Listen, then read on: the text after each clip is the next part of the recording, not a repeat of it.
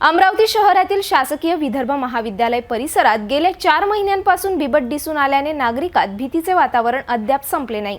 आताच काही दिवसाआधी येथीलच मणिपूर लेआउटमध्ये बिबटने चांगलाच धुमाकूळ घातला होता।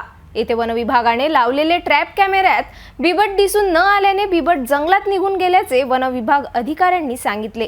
मात्र आता याच वन विभागाच्या कार्यक्षमतेवर वन्यजीव अभ्यासक सागर मैदानकर यांनी आक्षेप घेतला आहे। याबाबत वन अधिकाऱ्यांना प्रश्न केला असता उलट वन विभाग गुन्हे दाखल करण्याची धमकी देत असल्याचा आरोप करीत आता मैदानकर यांनी वन विभाग विरोधात बेमुदत आंदोलन पुकारले आहे। व्हीएमव्ही परिसरात मोर पक्षाला विषबाधा करून काहींनी मारले, यावर वन विभागाने कोणताच तपास केला नसल्याचा खळबळजनक आरोप सुद्धा मैदानकर यांनी केला। मणिपूर लेआउटमध्ये दिसून आलेला बिबट गेला कुठे असा सवाल सुद्धा सागर मैदानकर यांनी थेट वन विभागाला विचारला आहे। आता याच विषयासंबंधी भीम ब्रिगेड संघटनेने सागर मैदानकर यांच्या आंदोलनाला पाठिंबा दिला असून 6 नोव्हेंबर पर्यंत वन विभागाने बिबटचे रेस्क्यू केले नाही तर वन विभाग अधिकाऱ्याच्या दालनात आंदोलन करण्यात येईल असा इशारा देण्यात आला। गेल्या 4 महिन्यापासून अमरावती शहरातील व्हीएमव्ही परिसरामध्ये बिबटने हैदोस घातला होता।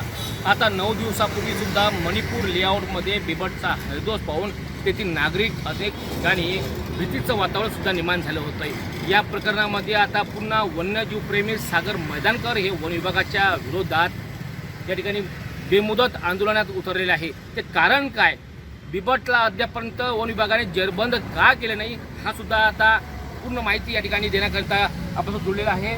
सागर मैदानकर जे वन्यजीव प्रेमी आहे आणि अमरावती शहरामध्ये ते अनेक अपघात झालेल्या वन्यांचं त्या ठिकाणी पालनपोषण करतात। हो, काय सांगाल आपण या ठिकाणी डायरेक्ट बेमुदत आंदोलनात बसलेले आहे। नमस्कार। गेल्या काही दिवसापासून आपण बघताय की व्हीएमव्ही परिसरामध्ये बिबट या वन्य प्राण्याचं वास्तव्य असल्याचं निदर्शनास आलेलं आहे आणि 25 तारखेला 25/10/2023 रोजी मणिपूर लेआउट येथे या बिबट्यानी नागरी वस्तीत शिरल्यामुळे खूप मोठा गोंधळ निर्माण झालेला होता। तर अशा परिस्थितीमध्ये वन विभागाची कार्यवाही जी होती ती त्या दिवशी सुद्धा संशयास्पद होती आणि त्यानंतर ज्या उपाययोजना तात्काळ करायला पाहिजे होत्या तर या सर्व उपाययोजना न केल्या गेल्यामुळे या ठिकाणी अजूनही परिसरातील 20,000च्या वरती नागरिक भयभीत झालेले आहे। दुसरी गोष्ट की त्या महाविद्यालयामध्ये 5,000च्या वरती विद्यार्थी दररोज येणं जाणं करतात। सकाळी मॉर्निंग वॉकला 1,000 लोक तिथे असतात आणि अशा परिस्थितीमध्ये या बिबटनी जर समजा कुणावर हल्ला केला किंवा जीवितहानी जर झाली तर यासाठी वन विभाग जबाबदार राहणार का, हा पहिला प्रश्न माझा येथे आहे। दुसरी गोष्ट म्हणजे अशी की यामध्ये वन विभागाची संशयास्पद भूमिका ही आहे की वन विभागाने जाहीर केलेलं आहे की या परिसरामध्ये बिबट आहे, परंतु तिथे त्या दृष्टीने त्यांनी रेस्क्यू टीम जी आहे ही उपलब्ध करून दिलेली आहे। परंतु या रेस्क्यू टीमचा सर्वात मोठा घोळ आहे।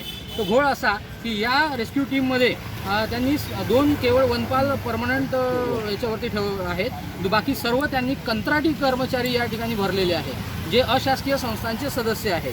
अशा रेस्क्यू ऑपरेशनच्या वेळेस जर या अशासकीय सदस्यांना दुखापत झाली किंवा त्यांची जीवितहानी झाली तर त्यांच्या जीवाला जबाबदार कोण किंवा त्यांच्या परिवाराला पोचण्याची जबाबदारी वन विभाग घेईल का, है ना।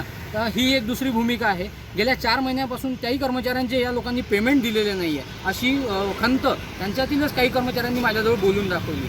तिसरी गोष्ट, वडाळी वनपरिक्षेत्र अधिकारी यांची सर्वात महत्त्वाची भूमिका अशी होती कारण रेस्क्यू 165 एकराचा तो एरिया आहे। 165 एकरामध्ये सद्यस्थितीत पावसाळा संपल्यामुळे खूप साऱ्या प्रमाणात तिथे जंगल सदृश्य परिस्थिती निर्माण झालेली आहे। अशा परिस्थितीमध्ये दिवसा बिबटला शोधणे आणि ट्रँक्युलाइज करणे हे सोपी गोष्ट नाही। त्यामुळे हा बिबट निशाचर असल्यामुळे रात्रीला या ठिकाणी पिंजरे लावून पकडण्यात यावं असं आम्ही त्यांना वारंवार विनंती केलेली होती।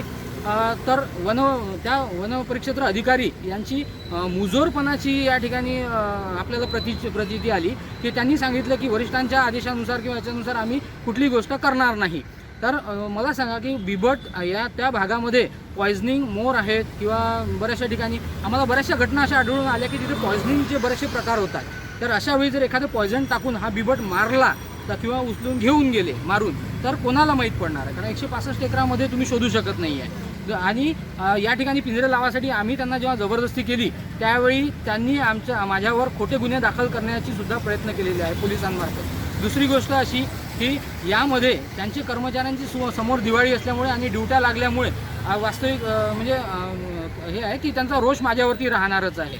आणि अशाच परिस्थितीत त्यांनी 2 तारखेला रात्री मानद वन्यजीव रक्षक सावंत देशमुख व जयंत वडतकर यांच्या मार्फत त्यांनी माझ्यावर हरेरावीची भूमिका घेऊन तिथे माझ्याशी वाद घालण्याचा सुद्धा प्रयत्न केला।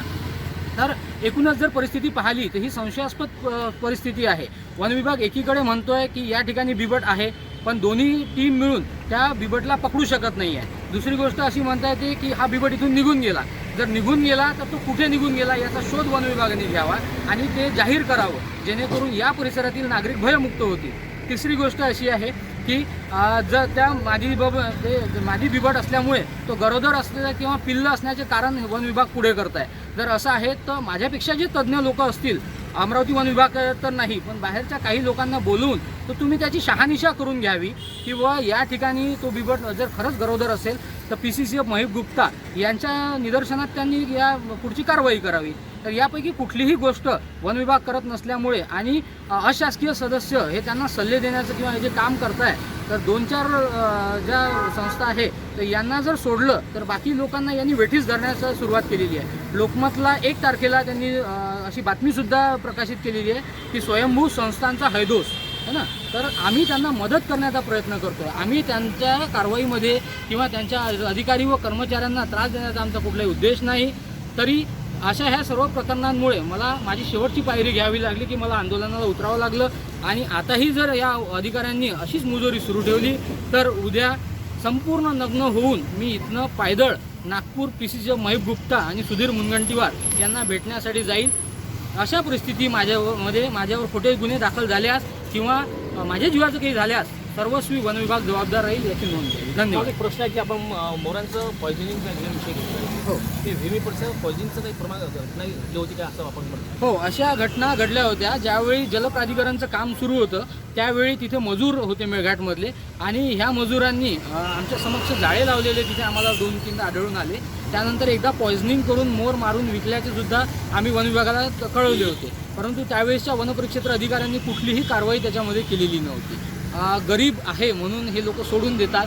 तर ह्या कारवाया निश्चितच कुठेतरी ठोस व्हायला पाहिजे आणि यावर ॲक्शन घ्यायला पाहिजे। बरं, एक पूर्ण आपल्याला माहिती कशी मिळाली आहे की गावणे कर्मचारी या काही एक्सपर्ट म्हणून आपल्याला माहिती आहे, हो एक्सपर्टच्या माध्यमातून एखादी जेरबंद ठाण केलं नाही यावर काय होता? गावनेर हे चिखलदराला आतापर्यंत ट्रेनिंगवर होते आणि दुसरे आमचे शूटर आहेत फिरोज पठाण है ना। तर यामध्ये थोडंसं राजकारणसुद्धा आढळून येत आहे की ते नसल्यामुळे त्या दिवशी ट्रँक्युलाइज करण्यासाठी जो डोज प्रॉपर भरायला पाहिजे किंवा त्यामध्ये हे करायला पाहिजे तर ह्या गोष्टी त्या दिवशी जाणीवपूर्ण केल्या गेल्या नाही। जर आमचे आपण बऱ्याचशा न्यूज चॅनलवर बघितलं असेल, आमचे गौरव वराडे यांनी त्या ठिकाणी बिबटचं फोटोशूट केलं, बऱ्याचशा लोकांनी तिथे फोटोशूट केलं। तर अशा परिस्थितीमध्ये त्या बिबटला डार्ट करणे ही काही मोठी कठीण बाब नव्हती, परंतु अनेक कारणं यामध्ये वन विभागाने पुढे केले आणि त्या दिवशी जाणीवपूर्वक त्या बिबटला तिथनं जाऊ देण्यात आलेले आहे। आपण एक ठिकाणी ऐकलं आहे की वन विभागांचं एक म्हणणं आहे की बिबट त्या ठिकाणी निघून गेलेलं आहे, असं यावर काय होतं?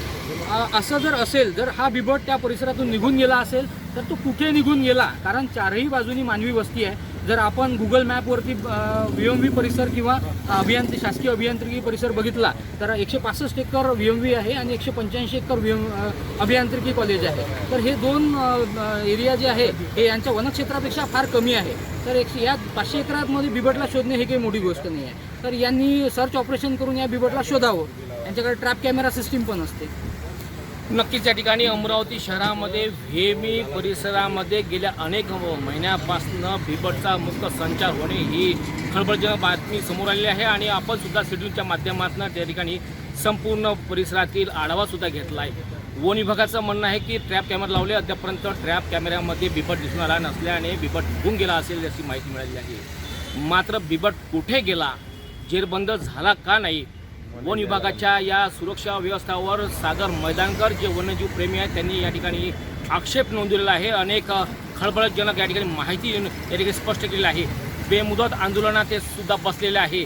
वेगळीच घटना आणखी समोर आलेली आहे की व्हेमी परिसरामध्ये मोराला पॉयझन देऊन मारण्यात आल्याची त्यांनी ठिकाणी माहिती दिली आहे। आणि या ठिकाणी आता पुन्हा प्रश्न निर्माण होत आहे की या ठिकाणी बिबट निघून गेला आहे का, ट्रॅप कॅमेऱ्यामध्ये बिबटचं दृश्य का दिसून आलं नाही, अद्यापही बिबटचा शोध लावणे हा प्रश्न निर्माण झालेला आहे। कॅमेरामन रोहित खळेसोबत मी अजय शृंगारे, पात्रा सिटी न्यूज, अमरावती।